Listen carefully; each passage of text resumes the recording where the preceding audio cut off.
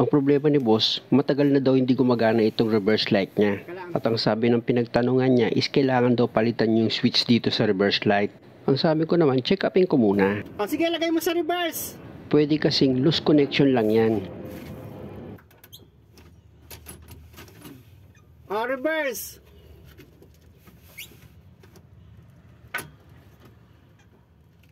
Ano siya? Naka-reverse na ba yan? Oo. Wala siya, wala. Teka. Wala siya. Wala. Wala. Teka lang ha, teka lang. Minsan kasi naglulus lang to dito eh. Oo. Teka lang ha. Ba't kasi nagkalangis-langis to? Kaya. Wala lang kontak. Oo. Basaan malinis. Hindi, meron na rito oh. Baka may langis din dyan. Ha? Alcohol. Meron ka? Oo. Penga. Ito malinis na. Mas malinis. Oh. Basahin mo na to. Basahin mo alcohol. Akin na alcohol mo.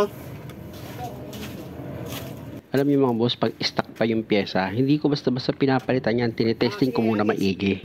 Akin na. Ayan. Kasi marami na ako na-encounter na ganito, sinasabi sira agad, pero nang tinesting ko okay pala. Kaya kadalasan pag original pa yung parts, hindi ko agad yan hinahatulan, chinecheck ko muna maigi. Wala na taga tayo panlinis. Contact cleaner, di ba? Oo, dapat contact cleaner eh. May contact cleaner ka dyan? Pabilin ko sana si customer ng contact cleaner, kaya lang iniisip ko baka sira talaga itong switch niya dito sa reverse light. Sayang pera. Ilang araw na wala reverse ano nito? Tagal na. Meron nyo, matagal na palang walang reverse light ito. Buti na lang meron akong contact basahan kahit wala akong contact cleaner. Sabi ko baka ako nagalaw. Hindi naman nagagalaw to ah. Hindi aabot. Hindi aabot eh. Sa nakita ko dito mga boss, di ba nagkaroon siya ng langis, tapos kinapitan ng alikabok yan, doon nagkaroon ng loose connection. Sana nga lang, ganun lang ang nangyari. Ano kaya nangyari? Baka sira na yung switch? Hindi. Maglulus lang to. Pinapalakas ko yung loob ng customer mga boss para hindi na siya gumastos. Kaya kung nakita nyo, pinunasan ko maigi yan o isasalpa ko na itong socket wire niya dito sa switch. O sige, subok mo.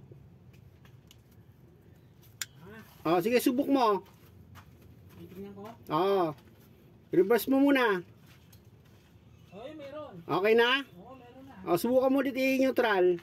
Kaya pala ang tagal kumilos naka-reverse na pala. Nasa likuran pala siya ng sasakyan. Narinig nyo, nagbukas ang pinto o kakambyo na ngayon yan. O, tingnan nyo. O sige, reverse. O, tingnan mo kung meron na. Yun. Ano? Ayos na? Okay na. Okay na. Sige. Galing. O di ba? Masarap sa puso yung nakapagpasaya ka ng customer kasi hindi siya gumastos. O kaya gumastos man siya, hindi na ganun kalaki, labor na lang. Buti, hindi sira yung switch. Alam niyo mga boss, pag yung customer mabait sa kapwa niya, experience ko lang ha, hindi sirain yung sasakyan niya. Higit sa lahat, hindi ako nahihirapang gawin. Gaya nito, ilang buwan na daw itong hindi gumagana pero gumana pa. Okay, gumana na. Tingnan nyo, sige. umilaw na itong Ano mo? reverse light niya. Matagal na daw hindi gumagana yan. Pero nakita nyo naman, ang hatol dyan palitan ng reverse light switch. Pero nang nilinis ko lang, naging okay na. Loose connection lang pala. Salamat!